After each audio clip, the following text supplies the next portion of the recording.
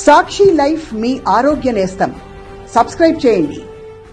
విజయవాడలో అంబేద్కర్ విగ్రహ ఏర్పాటుతో రాధాకృష్ణ రామోజీరావు కడుపు మండిపోతోందని దళిత సంఘ నేతలు అంబేద్కర్ వాదులు మండిపడుతున్నారు. తప్పుడు రాతలను నిరసిస్తూ ఈనాడు ఆంధ్రజ్యోతి ప్రతులను తగులబెట్టారు. ఇదే అంశానికి సంబంధించి మరింత సమాచారం నెల్లూరు నుంచి మా ప్రతినిధి వెంకట్ అందిస్తారు.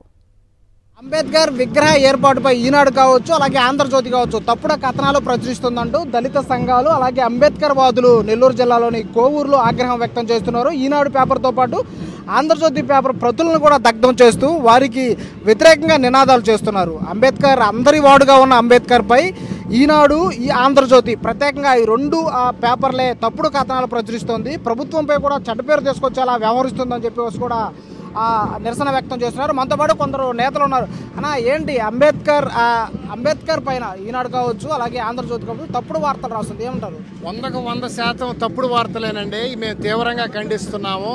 అదేవిధంగా మన రాష్ట్ర ముఖ్యమంత్రి జగన్మోహన్ రెడ్డి అంబేద్కర్ గౌరవం ఏందో, అంబేద్కర్ అంటే ఏందో తెలిసిన వ్యక్తి కాబట్టి ఈరోజు అంబేద్కర్ స్టాచ్యూ 125 అడుగుల స్టాచ్యూ, దాని స్తూపం 81 అడుగులు, మొత్తం 206 అడుగులు ప్రపంచంలోనే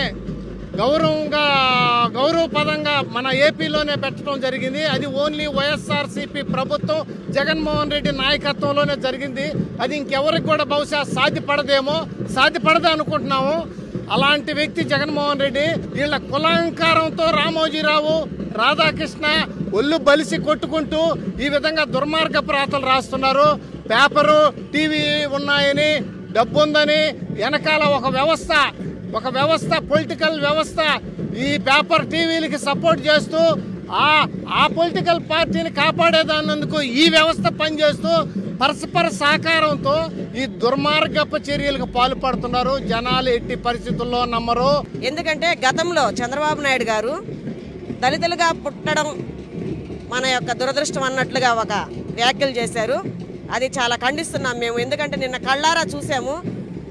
206 అడుగుల విగ్రహం ప్రపంచంలో 7 వింతలు మాత్రమే చూసాము. 8వ వింత నిన్న చూసాము మేము.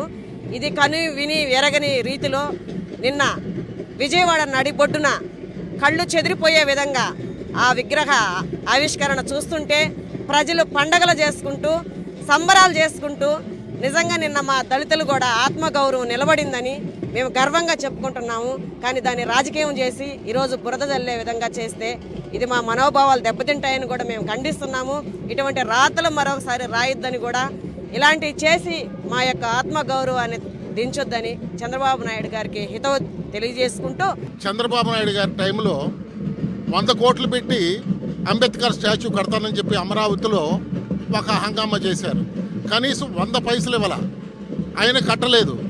కానీ ఈ రోజున జగన్మోహన్ రెడ్డి గారు ఎంతో ప్రతిష్టగా దళితుల యొక్క గౌరవాన్ని గౌరవిస్తూ ఇంత పెద్ద స్టాచ్యూ కట్టి మా గౌరవాన్ని నిలబెట్టినందుకు మేము ఎంతో సంతోషపడుతుంటే నువ్వు చేసిన వాళ్ళని విమర్శిస్తావు.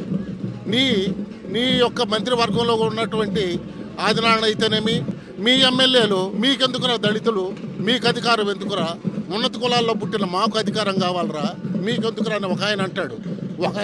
ఒక ఆయన మీరు చదువుకోరు, మీ దగ్గర వాసన పంపు కొడుతూ ఉంటారు, మీ దగ్గర శుభ్రత ఉండదని ఒక అంటారు.